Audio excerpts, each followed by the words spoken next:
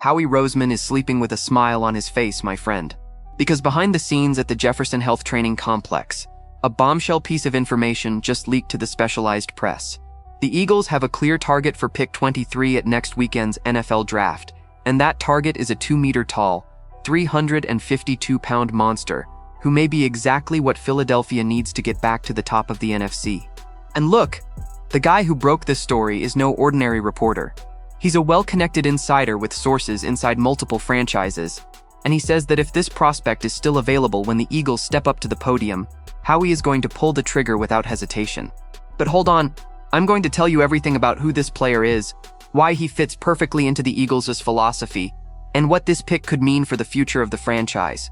Before that, if you're a diehard Eagles fan, hit that like button right now, and subscribe to the channel, because the NFL draft is right around the corner, and we're going to cover every single move Howie Roseman makes in real time. Hit the bell too, because Eagles news doesn't wait. Let's get into it.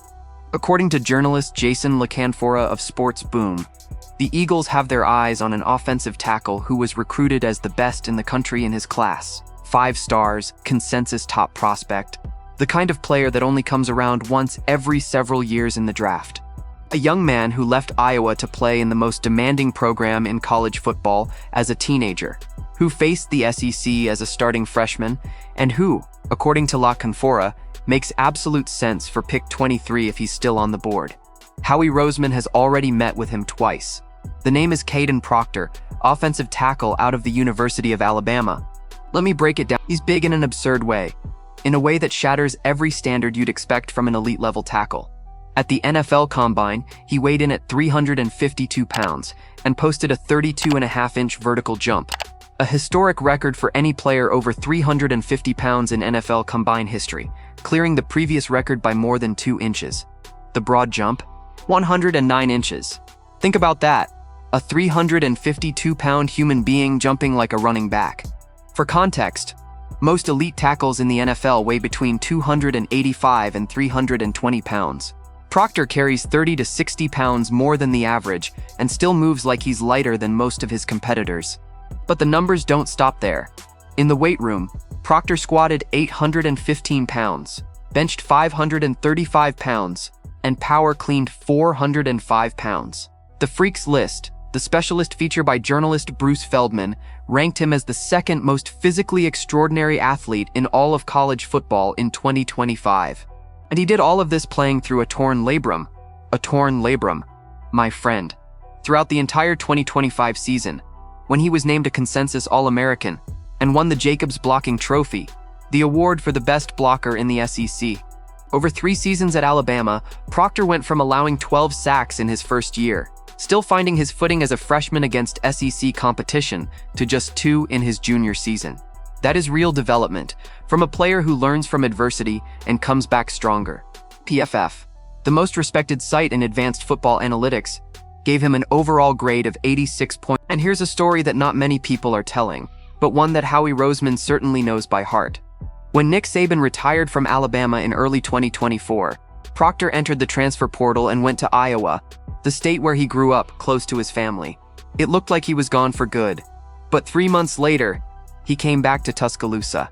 He came back to finish what he had started, to face the SEC again, to prove he was good enough at the highest level of college football.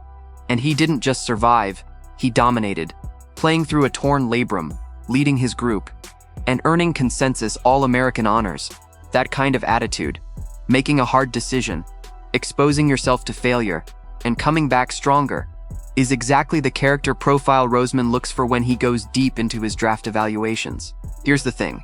Proctor can play tackle or guard at the professional level, and that versatility is precisely what La Canfora highlights as the decisive factor for Howie Roseman. According to the insider, Proctor could step in at guard in the short term, filling an immediate need, and then eventually succeed Lane Johnson at right tackle down the road. Do you understand what that means? The Eagles may be selecting the anchor of their offensive line for the next decade with a single pick. And why do the Eagles need this so badly right now? In 2025, Philadelphia's offensive line was a serious problem. Lane Johnson, the Eagles' starting right tackle since he was selected in the first round of the 2013 draft, played just 10 games after suffering a foot injury that knocked him out, including their playoff loss to the San Francisco 49ers. Johnson is already 35 years old. With his injury history and his age, the question is not whether he's going to retire, it's when. Starting center Landon Dickerson also carries a medical history that concerns the organization. La Canfora quoted a longtime NFL personnel executive who spoke directly about the situation, that Howie understands how to build a winning team, and that it all starts up front, but that this offensive line has gotten old and banged up. And the last time the Eagles used a first-round pick on the offensive line, that was in 2019, with Andre Dillard, who never managed to establish himself as a starter and played just 9 games over 3 seasons. It's time for Roseman to get it right at that position again. Taking a step back, let's talk about the franchise's philosophy. The Eagles have been, for years, the model organization in the NFC, and they built that reputation by being the best team at the line of scrimmage, on both sides of the ball. When the Eagles dominate the trenches, they win. When they don't, they lose. Simple as that. And Howie Roseman understands that better than any other general manager in the league. La Canfora also highlighted that the Eagles met with Proctor twice during the pre-draft process, a clear signal of genuine interest. This isn't surface-level research. Teams that meet with a prospect twice are seriously mapping that player to a specific pick. And there's an important detail here. The report notes that Howie has a history of trusting his evaluations even when a player carries some risk. Landon Dickerson himself, when he was selected out of Alabama in 2021, had significant medical red flags, and Roseman bet on him anyway. Proctor also has some technical uncertainties in pass protection, particularly in mirroring fast defensive rushers in open space, and the fact that Roseman is willing to take that evaluation risk signals that he sees something truly special in this prospect. But what if Proctor isn't available at pick 23? La Canfora points to 2 alternatives that would also satisfy the Eagles' philosophy. Monroe Freeling out of Georgia, and Jaden Williams out of Ole Miss. Both are SEC products, and Roseman has a clear preference for linemen who have been tested at the toughest level of college football. Both are first-round prospects who, according to various mock drafts, could still be available when the Eagles are on the clock at number 23. But the team's preference, according to the report, appears to be Proctor. Now there's a second possibility that can't be ignored, and La Canfora puts it on the table as well. If all of these offensive linemen are off the board before pick 23, or if an irresistible pass rusher presents himself, Howie could flip the script and go after an edge rusher or outside linebacker. Why? Because the Eagles have difficult decisions to make regarding Nolan Smith and Jalen Carter, both selected in the first round of 2023. The franchise has until May 1st to decide whether to exercise the 5th-year options on both players, which would mean a substantial salary increase for each of them. If Roseman locks in a high-level pass rusher in the draft, that changes the entire calculation. He would have more leverage in negotiations with Smith and Carter, and could even decide not to exercise one of the options if he feels the depth is secured.